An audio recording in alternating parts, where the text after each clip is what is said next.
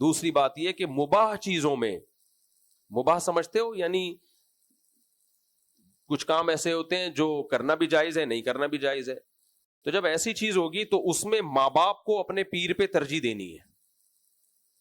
نہیں آئی میرا خیال ہے بات. اس کی ایک مثال، ایک بڑے بزرگ تھے، انہوں نے اپنے مرید سے کہا سر منڈاؤ، ٹنڈ کراؤ تم.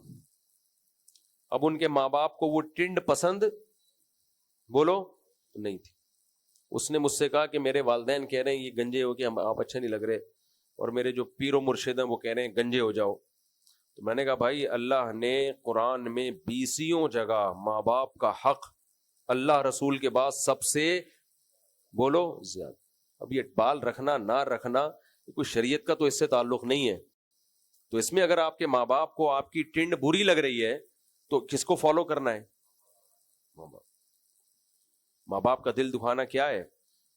ہمارے حضرت سے کسی نے پوچھا، مفتی رشید احمد صاحب رحمہ اللہ سے، وہ بھی پیر و مرشد تھے، تو کسی نے پوچھا حضرت ایک کام کا میرے ماں باپ مجھے حکم دیتے ہیں اور میرے پیر صاحب مجھے اس کے خلاف کا حکم دے رہے ہیں، اور وہ حلال حرام سے اس کا تعلق نہیں ہے. تو حضرت نے فرمایا وہ پیر ہو ہی نہیں سکتا جو ماں باپ کی مرضی کے خلاف آپ کو حکم دے.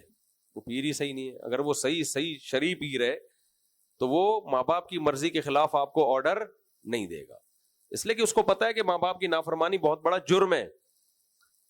تو یہ اگر اس اعتدال کے ساتھ کسی سے بیعت ہوا جائے اور پیر میں یہ خاصیت ہو، یہ چیزیں جانتا ہو، تو پھر یہ بہت فائدے کی چیز ہے. بیعت ہونے کا بہت فائدہ.